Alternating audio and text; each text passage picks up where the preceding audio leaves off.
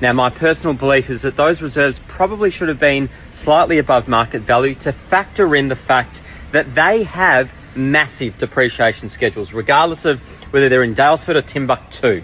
Some of those homes had depreciation schedules up to $5.9 million, which for an investor on a high income is an unbelievable tax break. So, now, Marty Fox has some great points in that video.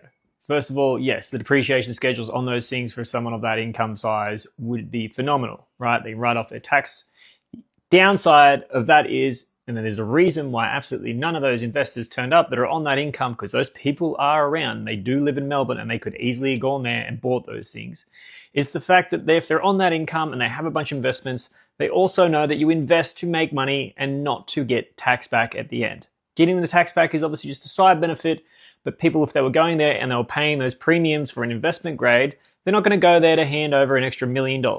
And what this goes to show is that it's not all about the actual property and asset itself. Now, there's absolutely nothing wrong with those assets. There were some incredible homes that were built there. The thing that got wrong had absolutely nothing to do with the judges. It had absolutely nothing to do with the contestants that were on the show, but it had everything to do with the location that was selected for the sale of those properties. And the thing that Marty is talking about here, which does make sense for some people, but these investors know that they're not going to go there to lose $1 million to try to get back 30 cents on the dollar on their tax.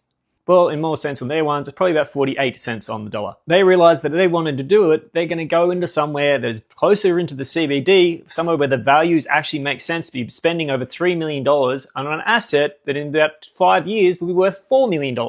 That way they get the depreciation schedule, they get the tax benefit, and they make an extra $1 million off the asset himself instead of losing money. And that's exactly why those people weren't there to turn up to do the auction. Or the other biggest elephant in the room is the fact that Adrian Portelli wasn't there bidding against himself and buying up absolutely everything and changing the outcome for the contestants on their own.